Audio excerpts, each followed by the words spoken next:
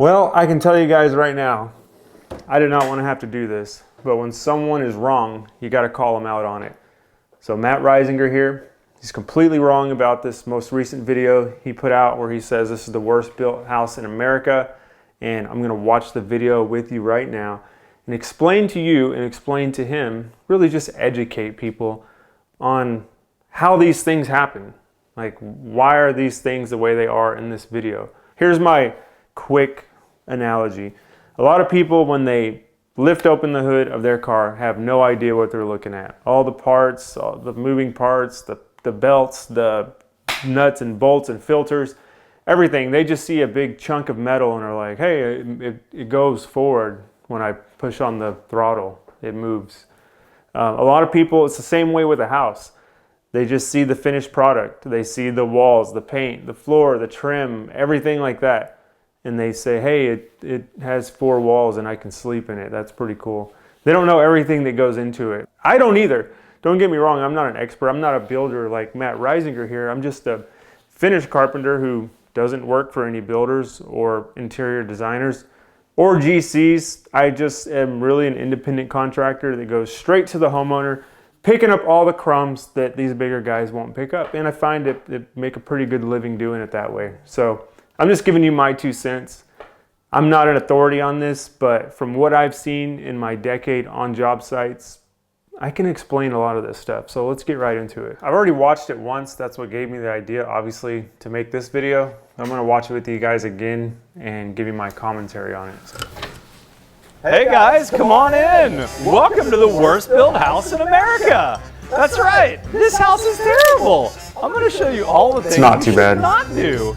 And yet this house it's not is too bad. That actually looks pretty good. Does that mean we should you could tape that, staple that, not. Today's build show, caulk that, the worst building practices you could shove that through the hole and call it a day. Let's get going. Not really impressed with his critique right off the bat of pretty standard operating procedures from what I've seen. So this house, it has a little bit of OSB sheathing on the front of the house. Great. Although the details are terrible on this. Well, that's and they put that OSB sheathing on because the engineer probably said that we needed some additional racking strength.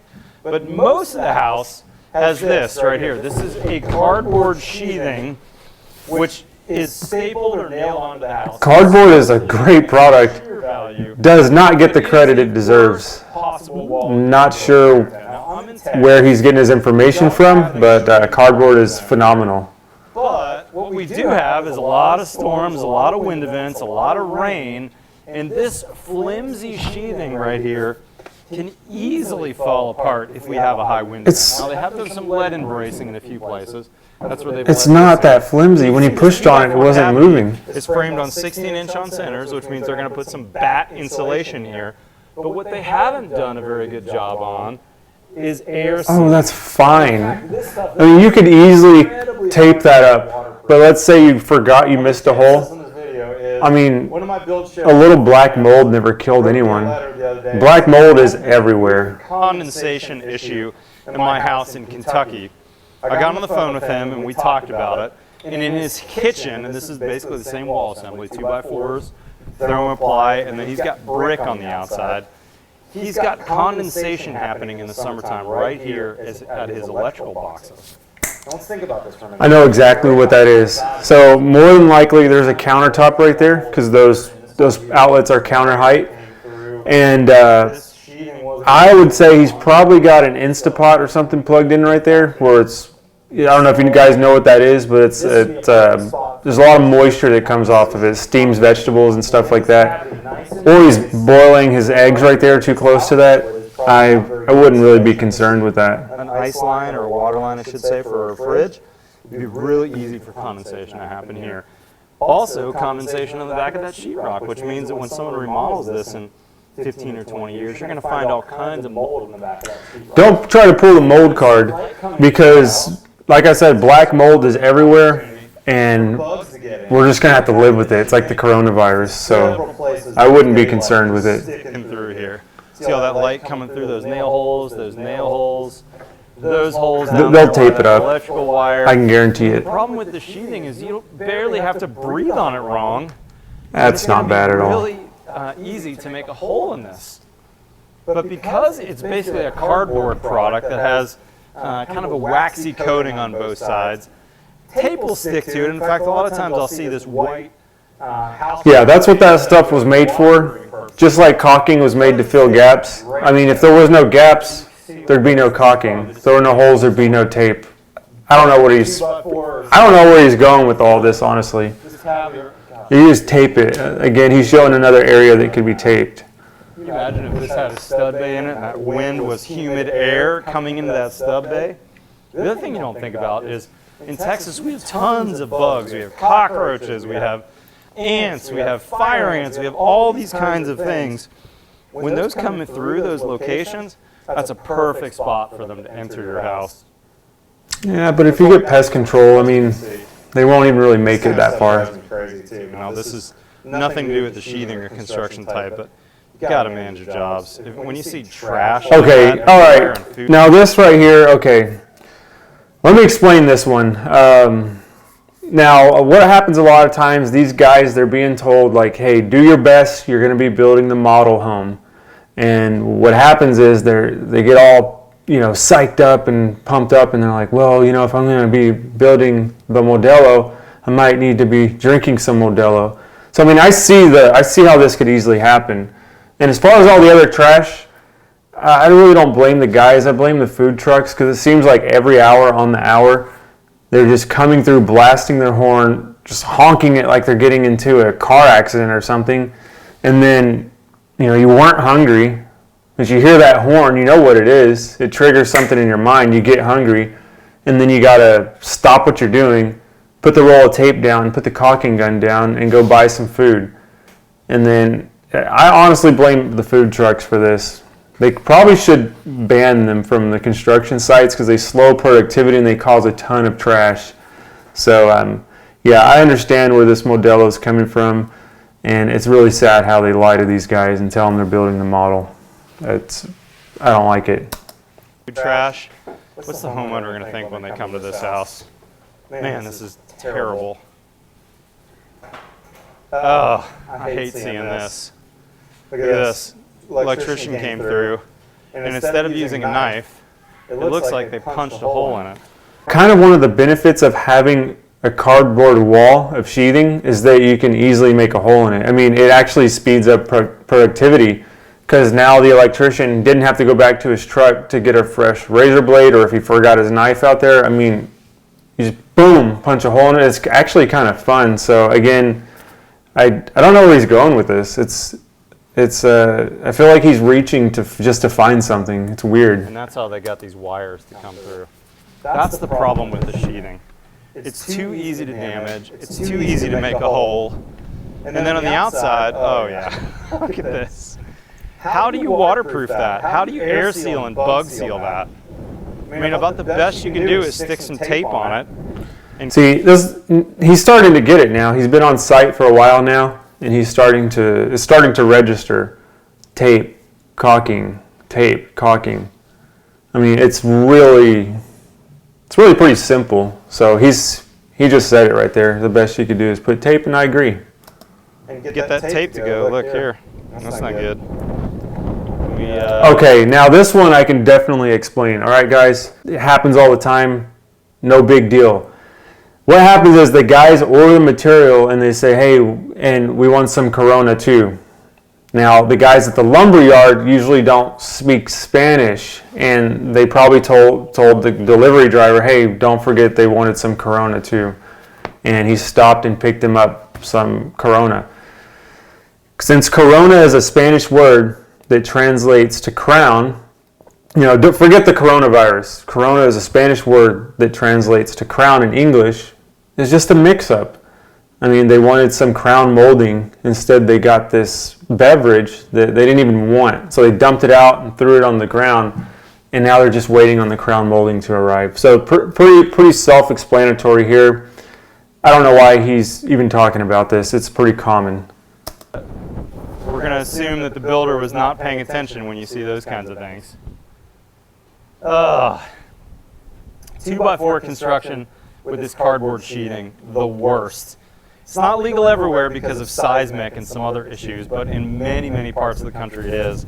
And since the 1970s, we've been building that way in Texas and all across the country. 25 years ago, I built this way. Can you imagine if you bought a new car? It looked new on the outside and a new paint job, and you paid full price for it, new price, and you opened the door and realized the technology was from 50 years ago, that you didn't have air conditioning in that car. Well, I don't really know where he's going with this either, because tape and caulking never go outdated. I mean, that's relevant technology right there. So again, I'm not sure where he's getting his information. We need to do better. We can do better. You're going to have to raise up the wages there, buddy. I'm going to show you how you could upgrade this wall. If you want better, you're going to have to pay more. So again, I'm not sure. I'm not sure where the disconnect is with him, but he's way off. Wall options from least cost to most cost that would work all across North America. Guys, we can do better. We have the technology. We should not be building like this. Tell your friends, don't build like this, and don't buy houses that were built to these standards. Guys, hopefully you picked up the satire in this video. This is a total joke. I am kidding. I'm not being serious here. I agree with everything he said. I was just playing devil's advocate and just trying to be funny. But it does bring up a good point there where he says, we need to do better and we have to do better. I totally agree with them. Totally agree with them. I try to do my best every job I go to, and I try to always get better and progress. That's the name of the game. If you're in the trades, you should be better now than you were last year. And you should be better next year than you are right now. And the way this house was built, it's very pathetic. I could tell you guys stories about it all day. There's been times where I popped off a windowsill, and then under the seal, it's just the wall cavity is filled with trash, like between the exterior and the interior, like filled to the top with trash. Coke cans and fast food bags. In the wall, after the house, the homeowner's living there. They already closed on the house. I came in after the fact to do some wainscot, and I found that in there, and I was just disgusted by it and really upset, honestly, because these houses aren't cheap. $250,000 is about what they're going for, which I don't know about you, but that's a lot of money to me. And then there's another time when the house was being built. It was I went to go measure for something. So I arrived at the home. There were still workers there. They weren't really close to a closing date, so there was actually a lot going on. There wasn't even a whole lot of drywall, but I was in the area, so I went ahead and took some measurements, and I would come in after they closed. Now I arrived there, and I was like, where's the restroom at? You know, do y'all have the portable restrooms that are required by law to be there? And I asked the guy, you know, I was like, hey, where's the restroom? And he's like, oh, there's not one right now. We've just been using the shower drain. So I was like, well, I didn't want to do that, but you leave me no choice. And no, I'm just kidding. I did not do that. That was disgusting. I said, you're a sick puppy. And I took my measurements and left. So, I mean, the kind of stuff that happens on these job sites, guys, is pretty crazy. And I kind of see both sides of the story. I see the minimum wage illegal worker who's being paid minimum wage, and they're just trying to turn a big profit off the sweat of this guy's back. And, you know, I see that. I see that side too. So they're just finding the cheapest laborers they can find, and they don't really know a whole lot. They just say, hey, nail this board on the wall. Okay. You know, make it look like this. Okay. But, you know, really with any trade, there's a pretty steep learning curve. You got to make a lot of mistakes before you get really good at it. So they just find these guys who haven't made any mistakes, and they're making all their mistakes on these houses, and it's really bad. All around me, I live up in North Fort Worth, and all around me, you know, it's just pretty much cow pastures just being bought out, and people are building like this, and it's actually really pathetic. But again, I see the other side of it, where at least they're providing homes for people. There's a growing population, but at the same time, it's just not a high quality house. So I agree with everything Matt said right here. I'm definitely not attacking him. This was totally just a joke. I think you should go subscribe to him. I think he teaches a lot of good stuff in the building sciences, more than I'll ever know or ever be able to teach you. but I just thought this would be a funny thing to kind of play the devil's advocate and show both sides of it. But he's absolutely right on that, all the bad quality on this. Hopefully you guys enjoyed this video and found the humor in it. But other than that, I'll see you on the next one. Doors on the roof down there. And then these down here, these are called toe boards. The roofer uses them for safety to get some purchase on the roof. But what they need to do is flap the shingle up and then put the toe board on. Time is money. The way they've done it, who has time to flap the shingle up? They've just nailed them with the construction, you know, big It's 16 ridiculous. penny nail straight through the shingles. They'll caulk it. Hopefully they'll actually caulk those, but the problem is now you've got a shingle that has a 20-year warranty, but how long is the caulking going to last?